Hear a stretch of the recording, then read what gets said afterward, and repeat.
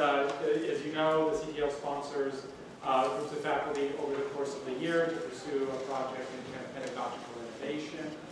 And today we're going to hear about 3 projects. Ali Ray and Ryan Pellico in mathematics, transitioning students to college level mathematics by flipping the classroom. Sebastian Skardal's applying linear algebra. And Todd Ryan in philosophy, investigating techniques for representing argumentative structure. Thank you.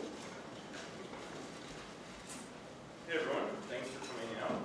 I want to give a special thanks to Dina and Sean and to the rest of our fellow CTL Fellows. We really learned a lot just by sitting in on and participating when possible in discussions over the course of the semester.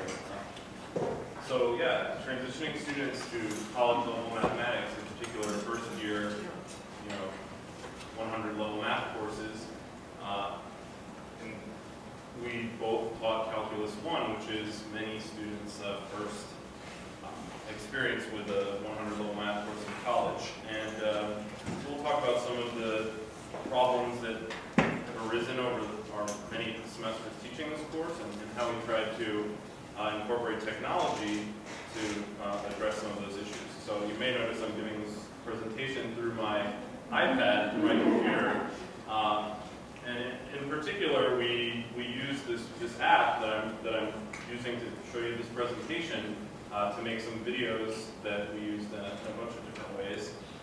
So in particular, Al's going to talk about how we flip the classroom, exactly what that entails. And I'm going to talk a little bit more generally about how you can use this technology, because I think that lots of you might find opportunities to do so in your classes. So the main problem with first-year students coming into math classes is managing their expectations. Especially in calculus, a lot of students have taken calculus in high school, and they already learned calculus, right? So they don't understand why they need to take it again, that there could possibly be a whole lot more that they didn't learn. And so in particular, I've listed here various expectations: passing the class, meeting the numerical and symbolic reasoning requirement, memorizing formulas, plugging and chugging, as some people say. And right, for a lot of students, that's about the extent of their expectations. They'll just learn some formulas and execute certain problem-solving strategies on certain problems that they may or may not exactly understand. Maybe, hopefully, they think that some of these skills are useful. Maybe in their physics or engineering classes, they've learned how useful some of these skills can be. But a lot of these skills essentially amount to just pushing symbols around on paper, and without really careful thought and motivation about why you're doing that, it's quickly forgotten and not executed very well. So we have a much broader set of expectations. I'll say all of these things to learn these skills, but also to try and understand why the skills are important. And the ideas in calculus are arguably some of the most powerful ideas in all of science. I'll let this quote by Einstein speak for itself. So, it can be tough sometimes when there's all of these skills we're trying to teach and students only really want to be able to do the skills well, and we want them to understand skills are useful where they came from. So balancing that can be challenging. But making videos using this software can be a really nice way to sort of supplement certain ideas. Like maybe you've heard of Khan Academy, some of these like tutoring videos that are online. They essentially use this type of software to make short tutoring videos. So that's one way we've been able to use it to just make very pointed answers to specific questions that we get all the time. But more generally, I find it extremely useful to try and help students gain what we call mathematical maturity, which is, arguably a much more general quantitative problem-solving and critical thinking skills, not just like compute the derivative of that function right there. So let me move to the next slide and start showing you sort of how this technology works. So here's my iPad Pro, but you don't need this. You can just use any iPad and any stylus, but this is the Apple Pencil, which I find allows my writing to not look too sloppy. And then this is the Explain Everything app that we're in right now. So in fact, I'm not recording this right now, but I could be recording this, and it would have recorded everything I said and everything I did on the first slide, right, annotating this presentation essentially. But it also has all of these nice features to allow us to include various things. So if I select picture or video, it's going to go to the camera on this iPad, right? I could do an existing image from my photo library, but I'm going to select file, and I can have it hooked up to, you know, all sorts of common things you might use to store your files, in particular Dropbox. And so let me just get to the right folder.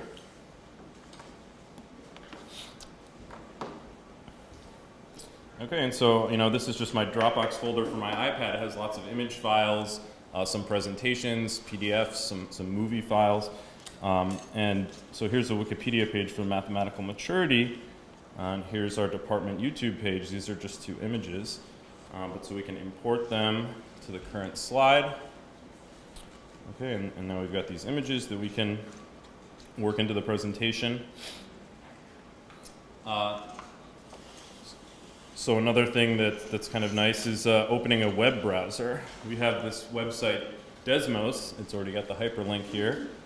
And so this is just like opening, you know, Internet Explorer or something, except I'm inside of this app, and it's still recording, still allowing me to annotate, right? And I can plot a little function, y equals x. Okay, so in any case, we've used this technology, I think, to great effect to make all sorts of videos that might be useful in different classes, like supplementing, you know, just a tutoring video on a particular skill, reinforcing an important concept. In calculus, there are like a couple of really important ideas, and until you get your head around those, some of what comes later might be difficult, right? So a nice video that sort of encourages students to pause along the way and, you know, let something sink in. That's just something you can't really do in class when they're taking notes. And it can be very helpful to success in a college math class. So now I'll let Dr. Ray talk about. Can I ask a question? Yeah. So you're making a video. What happens if you'd like to cut some of it out? You know, So, if you okay. mess up, you really like the first 4 minutes, but a couple of minutes in between. Sure, that happens every time a video is produced, in fact. So yeah, let me just hit the record button at the bottom. So now we are recording. You can see the little, you know, ticker at the bottom, and so it's recording what I'm saying. So now I can just click this thing, and you know, it's taking me back over the course of what I just recorded. So I could start playing it from here. I think the audio is not hooked up, but you can essentially seek back over, you know, select little clips, delete everything. This is normally what I think we both do is, you know, we record in maybe 30 seconds to a minute chunks, and then, oh, maybe we stop because we sort of messed up at the end there. And then we can just go back to like right before we messed up, and if you just hold down here, it says delete all from here. And so then it edits away that part. So that's only one sort of editing tool of just like stop when you mess up, go back and erase that bit, start recording from there. That's been sufficient for us, but I think it has much more advanced editing things where you could take a snippet out of here and put it over there. Yeah, maybe any other like logistical questions about the software? All right. So I'm going to talk a little bit more about the flipped classroom element of our project. And so the first slide here just kind of goes over like some of the elements I tried to use, because flipped classroom is a very broad definition and people implement it in different ways.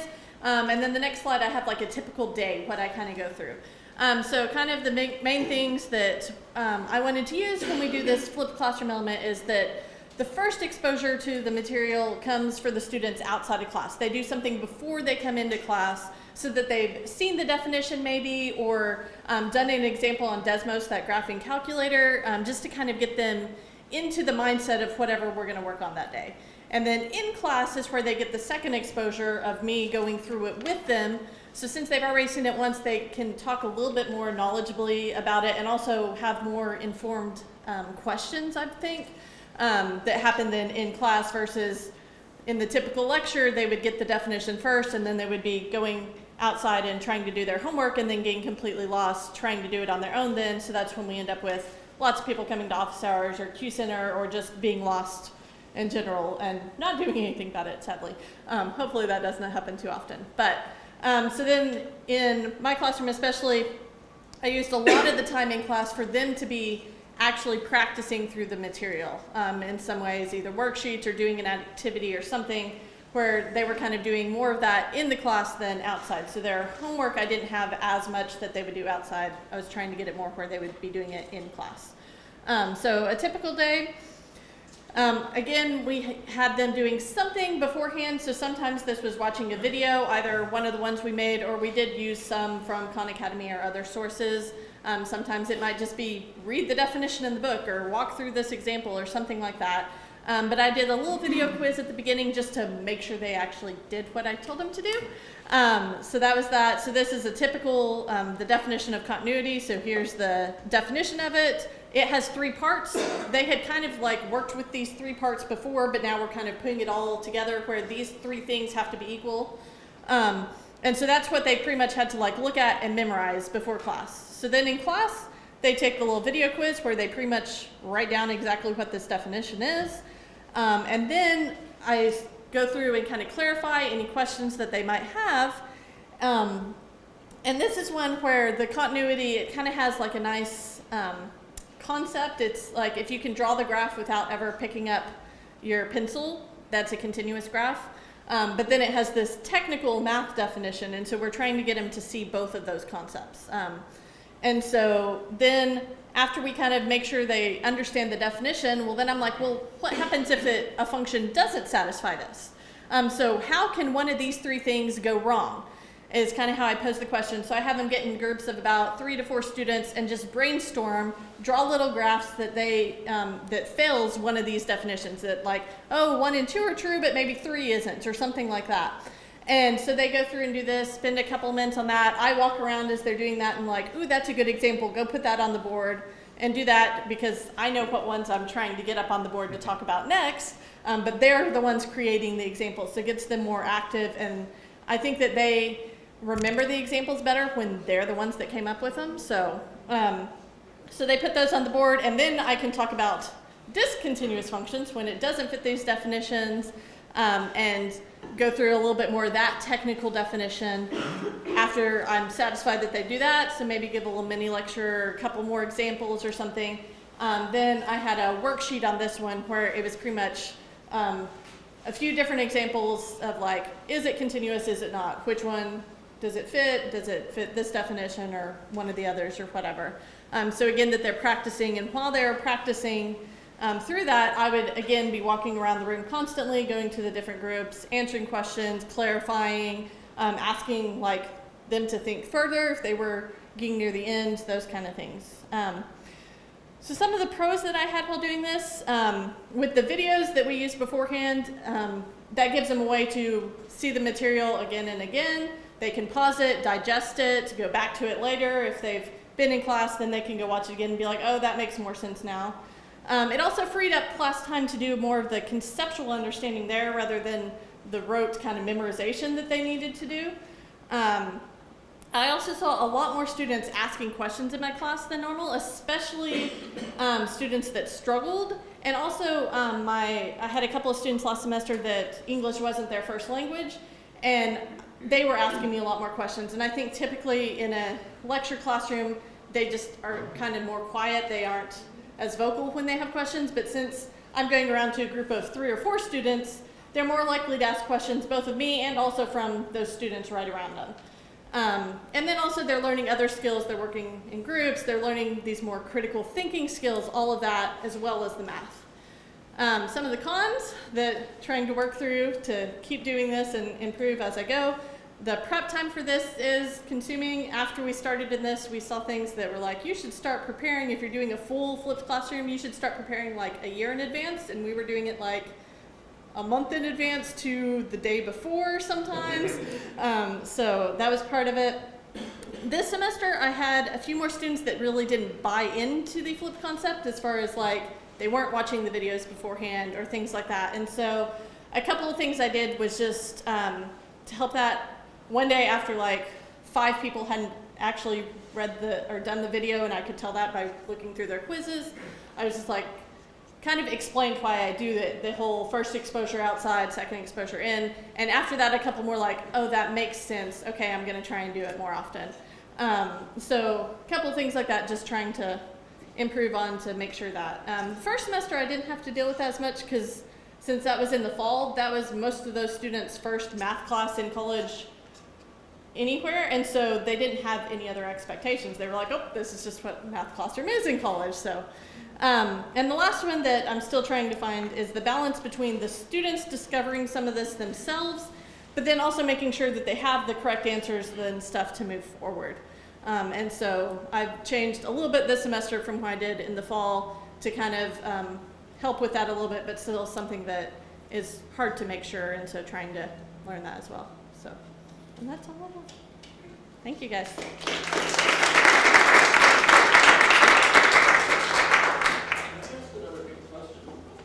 If I wanted to incorporate videos into my classes, who would be the best person to go to teach me the technical skills? Kim? I'm moving into summer, No, I so. mean, is there someone on campus that helped you figure this stuff out? Wait, we're gonna have to answer over here. Department, it's called educational technology, right? Who's the go-to person? Me, You? me. Okay. I'm engineering. Yeah, depends on the department. So, yeah, Cheryl's your person, huh? So Cheryl, you're an expert on this stuff. I have pushed, yes, I have put, I'm not gonna say expert, but I have put a lot of people in Explain Everything. It's a very, very good tool. And it's just getting more and more powerful. And I will ask that, Ryan and Allie, how did you, I'm trying to remember if I had worked with you. I know I've put people into it, but how did you decide upon Explain Everything? There are competitors. We looked at a couple of different apps. I can't remember the others that we had seen other people use or things like that. And so this was kind of the one that did everything that we needed it to and was like the simplest to learn. Yeah, I think. Yeah, it is a really good balance Yeah. between functionality but still ease of use. Yeah. Yeah. Which one is it? Explain Everything. That's the name. Yep.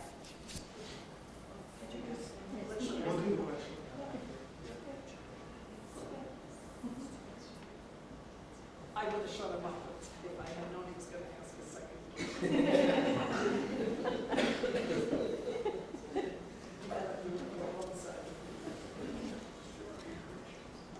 Should I just hit it here? Yeah? All right. I want to thank everyone for coming. Thank Dina and Sean specifically for keeping this whole ship here, this whole CTL thing going. And of course my other, not my fellow CTL fellows, but my others. So what I want to talk about today is basically a course that I developed this year. I guess I started about a year ago because the first iteration of this was in the fall. And the course is Applied Linear Algebra. So just to give you guys a little bit of background really quickly, this is basically the mathematics major. So I apologize for putting some class numbers up here, but just to give you guys some background. This is what it looked like about almost 3 years ago when I arrived here. So 9 classes, 4 of which are electives. After Calc 1 and 2, Calc 3, Linear Algebra, Analysis, Algebra, and the senior exercise. What I want to sort of highlight here is algebra analysis tend to be kind of like the workhorse, hard, rigorous proof classes in the math department. And so the setup here, although we do have other sort of intro proof classes, linear algebra, this 228 version, has sort of served as at least one of the sort of intro to proof classes. So all the students had to take that. And so in addition to learning linear algebra sort of concepts, the idea is to run through basically, various sort of proof methods and abstraction methods. that you will need going on to algebra or analysis. So recently, and I guess one of the reasons sort of myself and some of my other sort of more applied colleagues are here in the first place is we have a few more students now who are interested in sort of applied stuff. All right, so just sort of putting a little bit more of an applied flavor onto mathematics, sometimes a lot more, sometimes just a little bit more double majors with different departments, that sort of thing. And so I sort of think of one of my kind of broadly stated jobs here as sort of trying to incorporate a little bit of that applied flavor into this curriculum. So basically what we've done here, and we sort of got this off the ground last year so that we could have this new class this last fall, was this 229 version of linear algebra. So it's called Applied Linear Algebra, and I'll talk basically about that today. So the curriculum has basically changed just a little bit to sort of account for this. But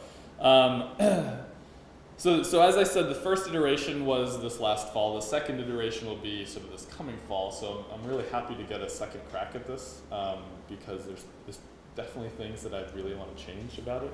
I won't go too much into details with that. I'm happy to chat about it. But what I want to sort of get into is sort of the goals of this class, and I actually see sort of two sort of ideas, or not problems, but maybe issues to address. So the first one of these is sort of this local problem where we have a lot of math majors who maybe want a little bit more applied stuff in their curriculum. Whether that's they're just interested in applied math or they want to sort of combine some double major stuff in there. But another sort of issue that I saw sort of come up was we have a lot of students who take, or who were taking this 228, this other version of linear algebra, maybe as engineers or physicists or computer scientists or whatever, that maybe they need another math class beyond maybe the differential equations, calculus 3. But sort of maybe that sort of proof-based linear algebra wasn't really the appropriate thing. Maybe not appropriate, but maybe it wasn't the best thing for them, all right? And it depends on the student, and it depends on, you know, what they're interested in. But sort of the secondary goal for this class was to really provide sort of an option that could serve sort of the more broad sort of scientific community here. So basically bring in students from all sorts of different backgrounds. For this first iteration, I looked up now what are the majors of all of those students. This is as of yesterday. So this is basically the major breakdown of this class of, I think it was 23. Maybe the numbers don't add up there, but there's a few double majors, so that's why. But you sort of see it's all across the board, actually, and math isn't even the number one sort of number of majors in the class. But as you might expect, there's sort of a good number of math, engineering, physics, computer sciences, maybe sort of the more quantitative science. But we had some chemists, economists. There's one still undeclared. I don't know where that's going, but anyways, where the idea is to sort of bring together all of these different sciences. So the structure of the class, and I will just kind of broadly state this and then show some examples of sort of what I tried to incorporate in the class without getting into too many details. But what I started to do about a year ago was basically think of different ways to teach this class. And what I settled on was something I haven't done before, which is basically collect like a sample of applications. All right, and I took these applications from all different sciences. All right, usually sort of the more quantitative ones, just because that's where I sort of feel a little more comfortable. But I wanted them to be from different sort of scientific disciplines. All right, I didn't want this to be a linear algebra for physics or linear algebra for computer science. I wanted this to be a linear algebra for sort of an interdisciplinary science sort of background. And I wanted to use these applications as basically the foundation for motivating and sort of building then these mathematical sort of concepts. So to give you just sort of a really cheesy Way to visualize this, right? I wanted to start with the applications, right, and then basically have that motivate the theory, and then we would spend, anywhere from 2 days to 2 weeks on that sort of chunk of theory, and then swing back to the sort of the application part, and oftentimes that would entail sort of a very sort of intensive computational project. So they would also have to learn how to code in MATLAB if they didn't know how to do that. Basically solve some real world problems. I'll show you an example of that later on. But I also wanted to sort of swing back. I didn't want that to be the whole thing. What I then required basically was to take that solution for that really practical, really specific problem, and then almost like re-express that solution in terms of like the mathematical concepts that we had, right? Basically use sort of the theoretical lingo, so to speak, that we had developed. So I just want to give you like this is a super messy and really rough, but on the left are basically most of the applications that we covered through the semester. On the right is really, really rough, not really that complete list of the concepts that we looked at. So for instance, I started day one of class talking about medical imaging, and I explained how MRIs work and why we need linear algebra to basically take pictures of our bodies, right, for MRIs or basically any other kind of medical imaging. I actually didn't know that before about 1.5 years ago. I went to all these different departments to sort of ask for applications. So I actually talked to Lynn in engineering, and he suggested that, so I took that as my sort of introductory application. I also, so for my favorite one, my Google PageRank application, I highlighted all of the sort of links to all these different concepts just to show that every single one of these applications relies pretty strongly on a pretty broad set of mathematical concepts. And so this is a pretty, it's a pretty good list of applications, I think. One of the really good pieces of advice I got during the whole CTL, sort of all our meetings, was that, and I think this came from Serena actually, which was a little like less is more. And I will definitely cut out a few things. I will add some stuff too, but I will definitely cut out a few things. So there's definitely stuff on here that I'm basically going to axe for next semester.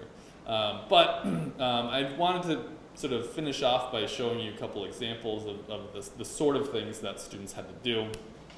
So I don't know if you can read this. This is a, hopefully you guys can. You don't have to read it. I can just tell you. I don't expect you to read anything on here anyways. So this is actually the first homework assignment. I gave this out the first day of class, all right, which obviously didn't go over so well, but that's fine. And so the idea of this assignment was to get basically two ideas chugging in their head. So what they basically had to do was solve an imaging problem, all right? And so solving an imaging problem, basically reconstructing an image, entails solving a system of equations, and those equations basically tell you sort of the value of the pixels, right, for any given image, right, or sort of locations on your MRI. Now, so I had them solve 3 cases: a 2-pixel problem, a 4-pixel problem, and a 6-pixel problem. All right, and I had them time themselves doing this. They had to do this by hand. Just to give you some sort of base case. The first one, the 2-pixel one, took me about 10 seconds, maybe. It's not really anything to solve. You can just look at it and see what it is. The second one took me about 3 minutes. All right, there's 4 pixels to find. The third one took me about 13, 12 minutes, so somewhere around there. And of course, so the students probably took a little bit longer. All right, but then they had to extrapolate from this how long it would actually take to solve sort of an imaging problem of like 10 pixels, or 12 pixels, or 100 pixels, or something like this, right? Much less like a 1024 by 1024 picture, right? So the first goal was to basically highlight this idea that you can't do this by hand. And if you did, you would be wrong. right? Almost definitely, I would be wrong, right? I may have even made a mistake, I think, on the third one when I did this the first time. But that's beside the point, right? So the goal was to sort of motivate the computational sort of aspect along with the theoretical aspect.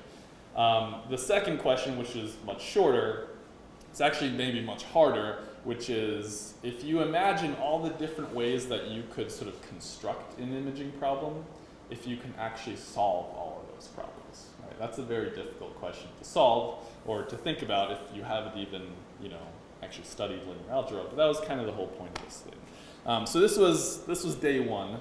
I want to get to my last computational one, homework assignment, which was they actually, for this one, they had to go through and build and sort of set up, compute basically the Google PageRank algorithm for, I went out and got a bunch of websites from the Notre Dame web server. I got 1,000 of their web pages sort of linked together. So I basically gave the students a list of all of these websites and which ones linked to which ones, all right?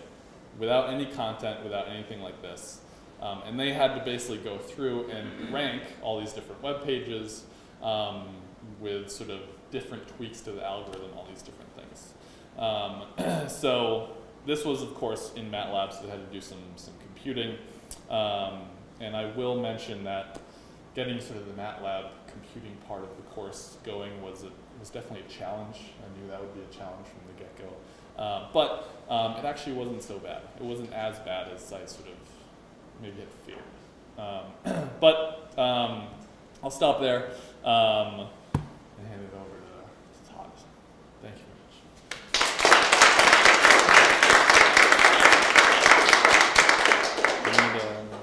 much. Thanks very much. I just want to start out by saying how much I enjoyed the experience of participating in the CTL Fellows. And for any of you who are out there who are either going to be participating next year or who are thinking about submitting a proposal, I really recommend it. I think not only did it help me advance my own proposal, but I just found our monthly chats about, or discussions of pedagogy really stimulating, and the time went very quickly, and so I really want to thank both of the directors for the experience and the opportunity. So my project has to do with how trying to develop a certain skill within my students, and I teach philosophy, so I really kind of two hats in the philosophy department. I teach primarily history of philosophy, and then I also teach logic. And the project here really has more to do with the history courses, although as you'll see, there is a kind of, there's always sort of logic lingering in the background. And the sort of genesis of the project was really a kind of observation that I gradually made over time about what I took to be a sort of lacuna in students' textual reading skills, we might say. And that is that it seemed to me that students were sometimes sort of struggling on, say, suppose I put in front of them maybe a 10 or 12 page essay, so we're not talking about a whole book, but a fairly self-contained essay, but an essay in which an author might have several goals that he or she's trying to establish.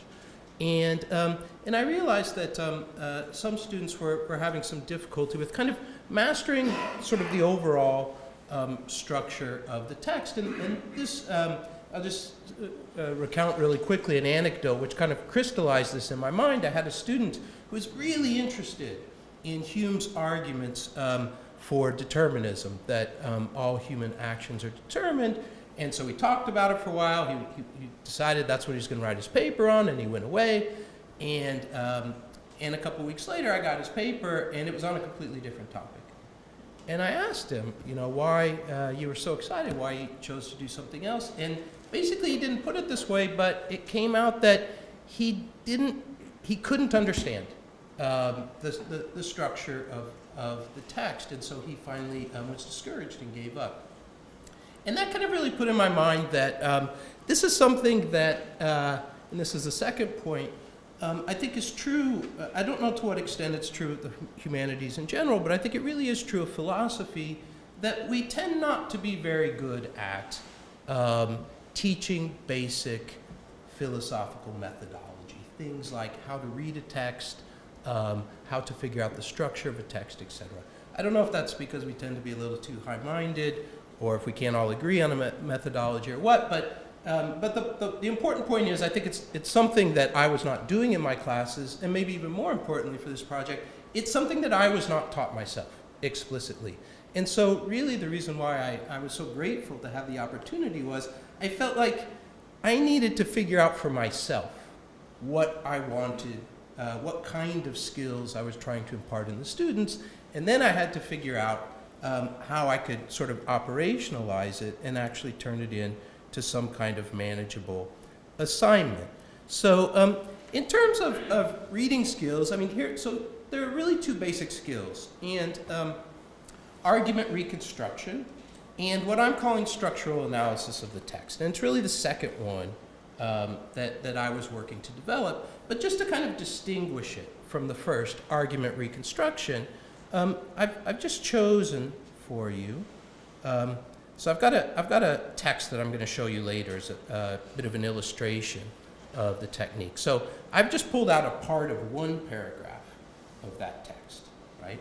And here's the argument. This is actually a sermon called Passive Obedience by the Irish philosopher George Berkeley, and this is a part of paragraph 7.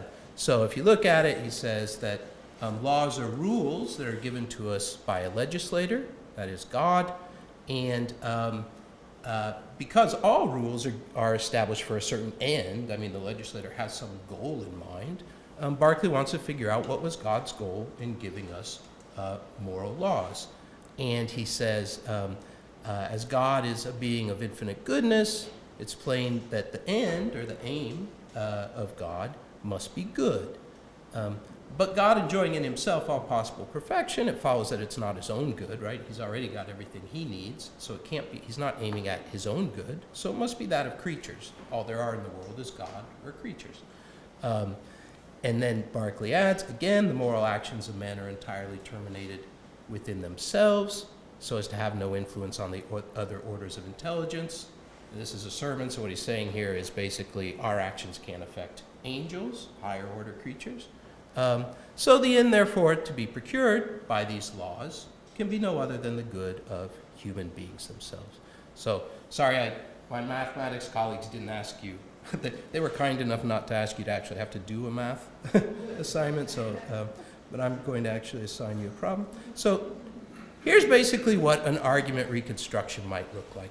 And I show you this simply because this is a very well understood and fairly common skill that philosophers try to inculcate in their students. So basically what you would do is take a passage like this, very self-contained argument, and try in a more or less detailed fashion, right, to show what is the logical structure of the argument. So what you have here are 5 numbered premises, and then number 6 is the conclusion. So you might reconstruct this argument by saying the moral law was given to us by God for a certain end, but God is wholly good, so the end he seeks to attain must be some good.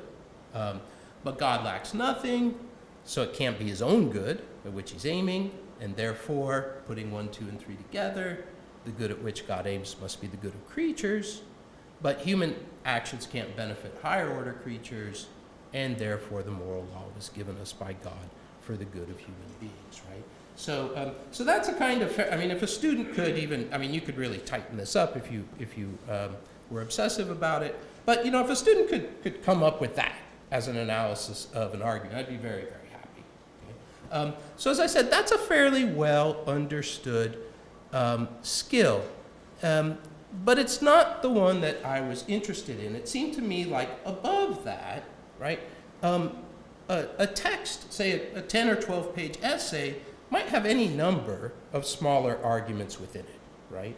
But what I was looking for, it seemed to me like what was lacking in the kind of training that I would give to the students was something at a higher level. sort of like, how do I understand how this text as a whole is organized and how each of the parts of the text contribute to the author's overall aims in the text. And that's what I'm calling, for lack of a better term, it was so absent from my training that I even had to invent the name, so I'm just calling it a structural analysis of text. And so here are kind of some initial questions that I sort of had going in. What information precisely is it that I'm trying to capture? And, when it comes to teaching, say, if I put on my logic hat, I often found when I first started teaching logic, I'd do a problem for the students in class, and they would say, how did you know how to do that? And I would think, oh yeah, how did I know how to do that? And I would kind of actually have to observe myself doing problems to sort of see how it is that you go about solving a problem. And so I became very sort of self-aware as to what I was doing so that then I could sort of use that to help them. And in some ways, I tried the same technique here, right? What do I do when I read a philosophical or any kind of argumentative essay, right? What's the information that I'm trying to pull out? Well, obviously, very elementarily, you're going to want to pull out the main thesis, and you're going to want to know sort of how is the thesis established. But in a more detailed way, I guess what I was sort of looking at was, and this is where I think the reading technique becomes interesting, is sort of thinking about it as what contribution does each paragraph of the essay make to the author's overall aims? And when you think about it that way, there's a kind of bewildering variety of things that any given paragraph might be doing, right? It might be stating a thesis, it might be introducing a premise for an argument, it might have a self-contained argument, like the one that we were talking about before.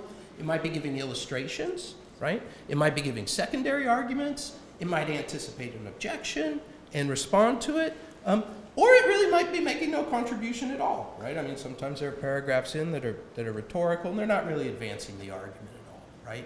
And so this is kind of the situation I was confronted with, right? You've got all this information. How can you just ask students to somehow sort of represent that? And that leads to the second question. So, I really thought of it as a two-part project. One is, what's the information that I'm asking them to capture? But then, if it's going to become an assignment in a classroom, now the issue is really, and in some ways this was more the stumbling block, how am I going to ask them to represent it?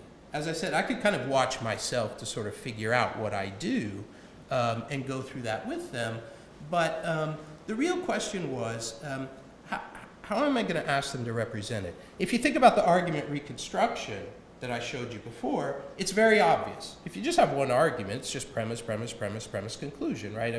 There's no real question about structure. But if you're talking about a wide range of essays, it's much more open-ended. And so for a long time before I had the opportunity to participate in the Fellows program, I'd kind of toyed with this, but I was really unsatisfied with the representation part of it. I just couldn't figure out, should it be diagrams, or should it just be an outline, or what should it be?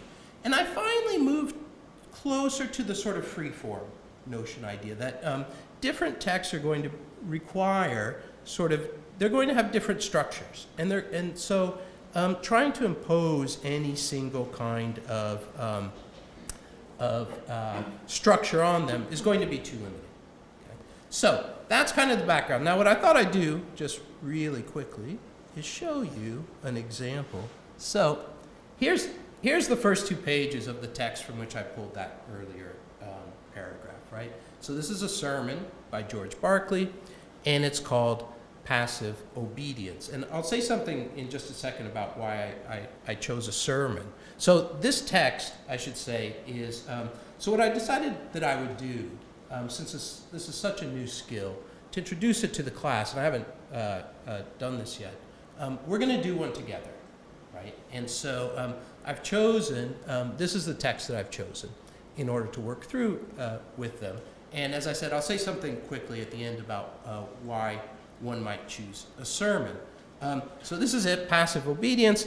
But I thought, since I know you haven't done the reading ahead of time, it's okay, I'm used to it.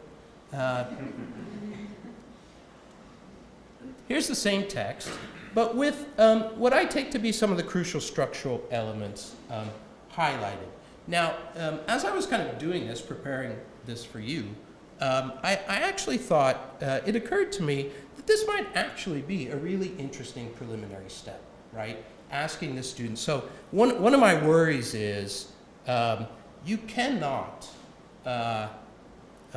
perform this task well on a first reading. It's just, I mean, you can't create, represent the structure of, a 10-page essay on the fly as you're reading through it the first time. So the first thing is the students are going to have to be asked to read it 2, maybe 3 times.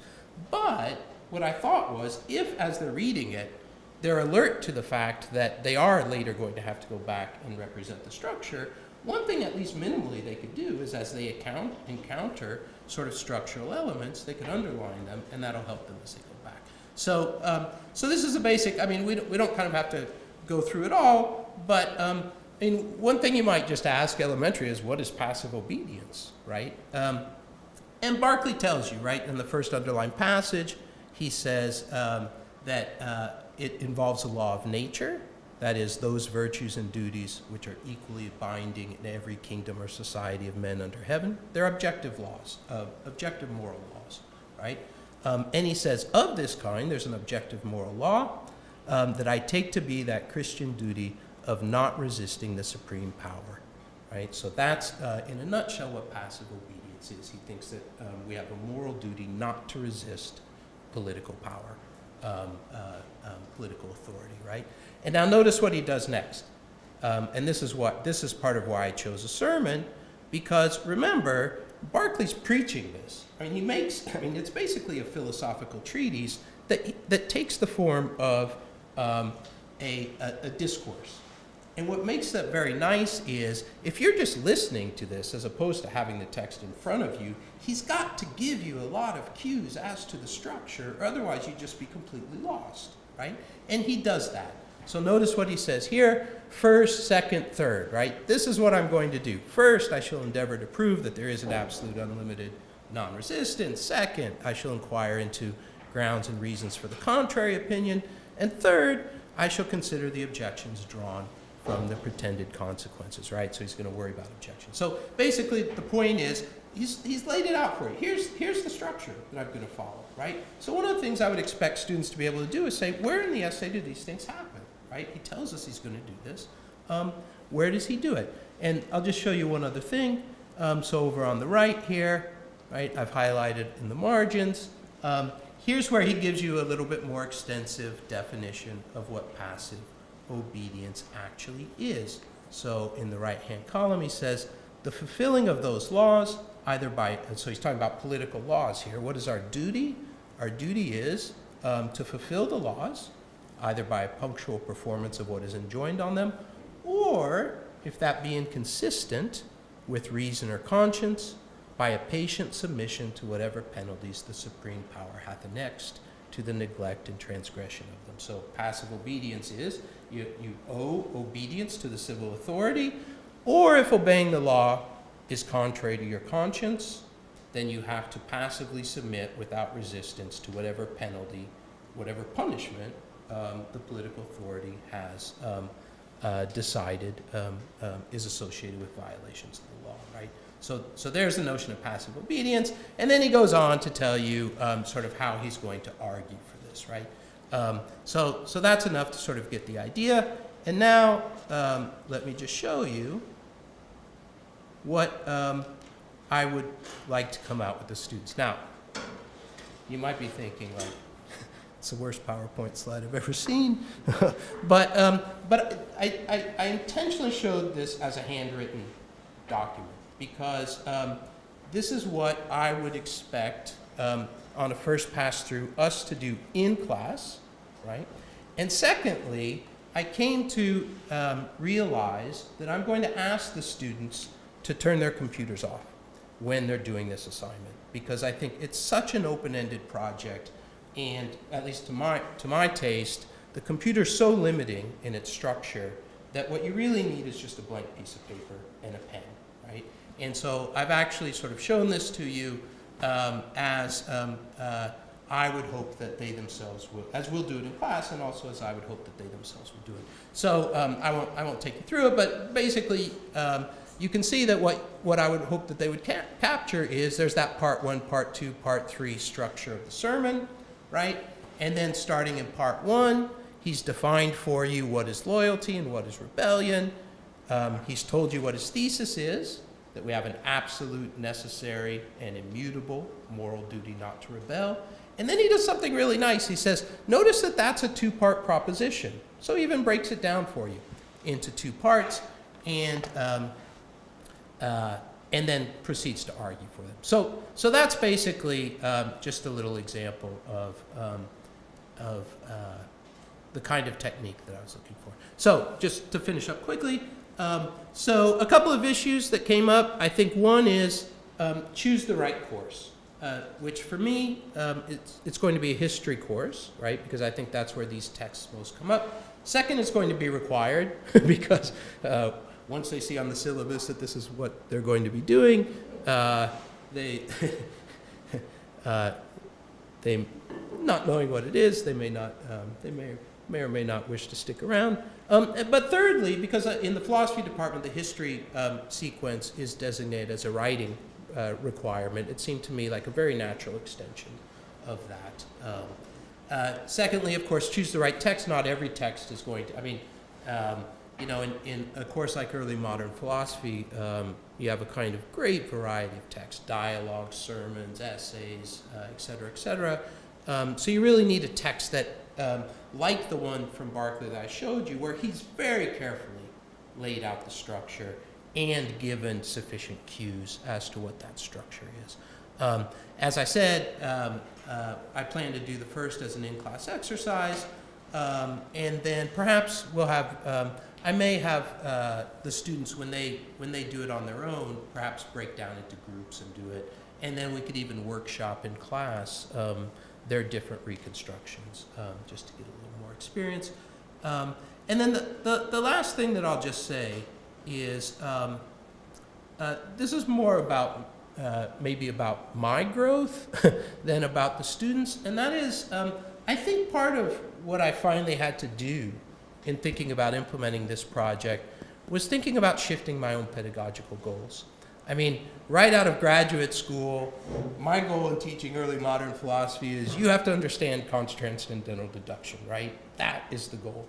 And I think if that's your goal, then you're not going to be willing to devote the kind of time that would be required to really inculcate these skills adequately. And so I think it's not just developing the project, it's actually, however you do it, reconciling yourself with the notion that, really maybe my primary purpose here ought to be teaching them how to read and analyze philosophical texts, right? And what they pick up about 17th and 18th century philosophy is a bonus. So, so that's sort of my own development. So, thank you very much.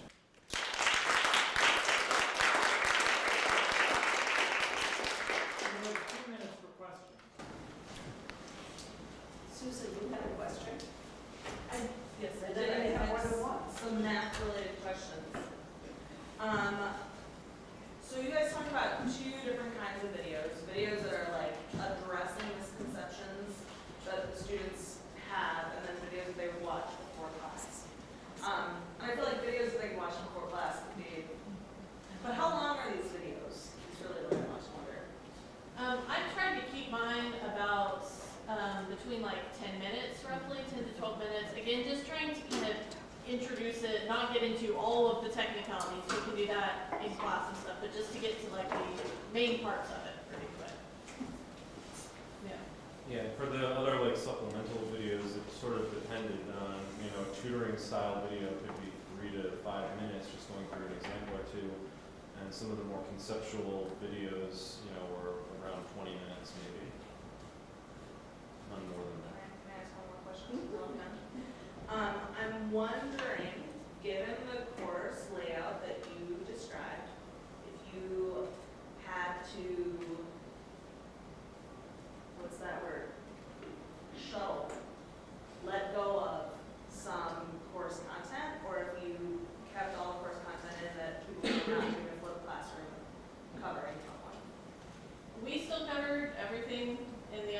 Talk 1 especially is we have to cover certain things because they will be using them in every math class after this.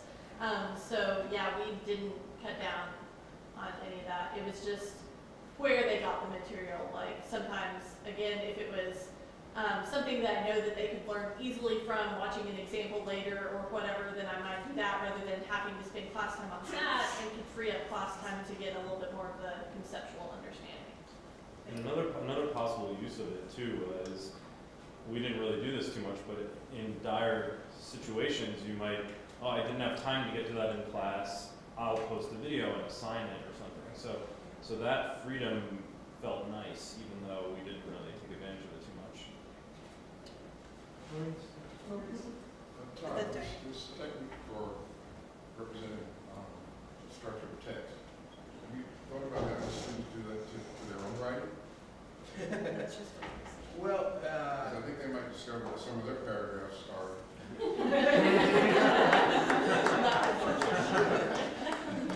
well, I would say, no, I hadn't thought about that, but what I do think we find is that what's the value of having them, say, reconstruct arguments?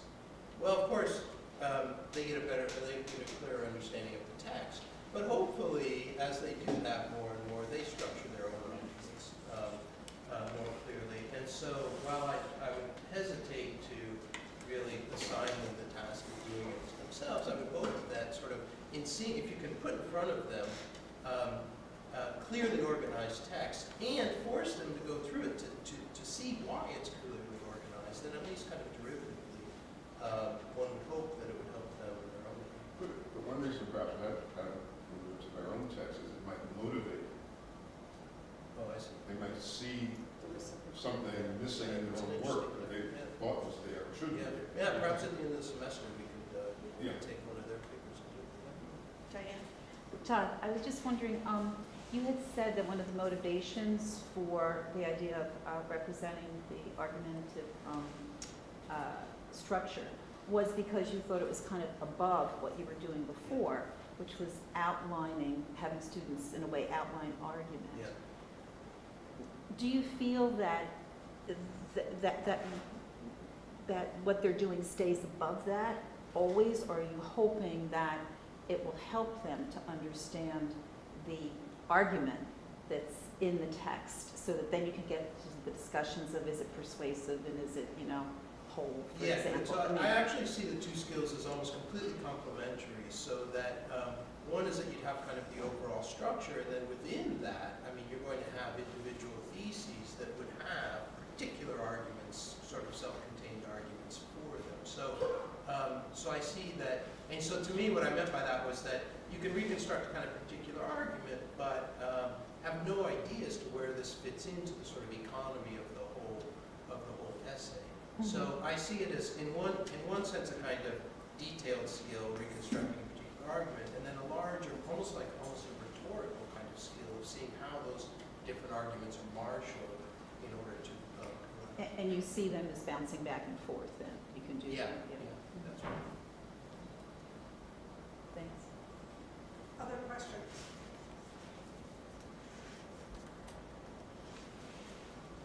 Sean? It was I guess I have two.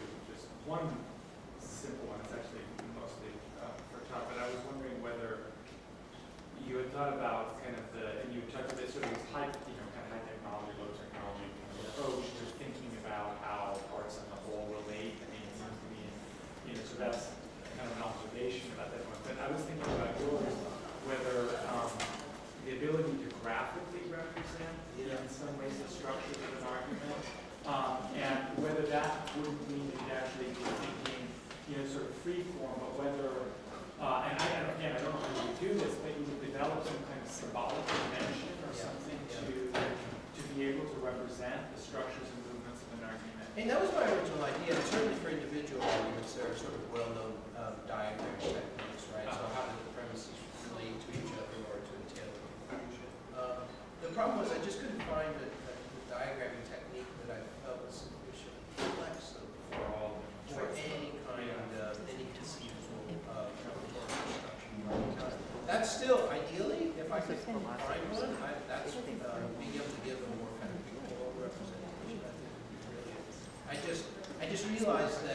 was never going to start teaching the skill if I kept waiting until I found Yeah, you found the right satisfied. Because it does seem different too in the sense that your desire to impart a set of particular skills is kind of in a different ecosystem than say yours, where you're kind of in a sequence where you have to learn particular skills to move on, right? And you're kind of required. And right, yours kind of sits. But then I wonder whether if you can develop things that they can then carry. Oh, I hope so. Of their own will, right? Even though the major itself or whatever may not push them in that formal way to acquire a set of. Yeah, no, I think I really plan to kind of try to sell, I think to a certain extent, you have to kind of sell them on the value of the whole enterprise. And I think, I would hope that they could carry it certainly from philosophy class, but even to, I mean, any kind To their own texts. yeah, or to their own text, right? I mean, any kind of argument. Can I ask you Oh, a yeah. question? So what year students do you have learning these techniques? So the course that I was talking about introducing this for is an upper level course, although there are not any prerequisites. So it would probably be sophomores. Okay. So in biology, our capstone courses, are open mostly to anyone above a sophomore. But it's in the capstone classes that we do this intensive writing, intensive reading of the texts and what's in there and how are they making their arguments. And I just wonder if, I like that even though yours is an upper level course, sophomores would be learning it, because I feel like if I'm teaching you how to do the right way of reading a paper as a senior, even as a junior, you're missing, it's great. No, I think that's right. And we have, and actually, I mean, as I said, I teach logic as well, which is a requirement for the major. We have kind of the same problem. Because it's not a prerequisite for anything else. Like some of the occasionally take a second semester senior year, there's a reason why we want to take this, right? Which is that you're going to use it for these kinds of, in your other classes, right? And so, I mean, it's partly an advising issue, I guess, but by tying it to a course that's required for the major, at least I feel at some point in the grade you get it in the early. So the history major, did that history major tell you why they were? He was a double major. Chemistry history major? No, mathematics actually. Okay, I never heard of that. Okay, interesting. Yeah, no, because it was It's a very weird interesting. I thought combination. it was some kind of applied, wanted to be used as a quantitative. Yeah. I don't know. Okay. Let me know if you have more show up. I will. I know it's. We have some cool combinations of that. Theater and dance, urban studies, and history of the whole thing. Obviously, econ. Yeah, sure. I mean, those are the big, but yeah, seeing that. Yeah. But I mean, I like that as a kind of way of thinking the major disciplinarity of your. Yeah. It's sort of a measure. It was a sort of a indirect measure for me. Yeah. Good job. Did it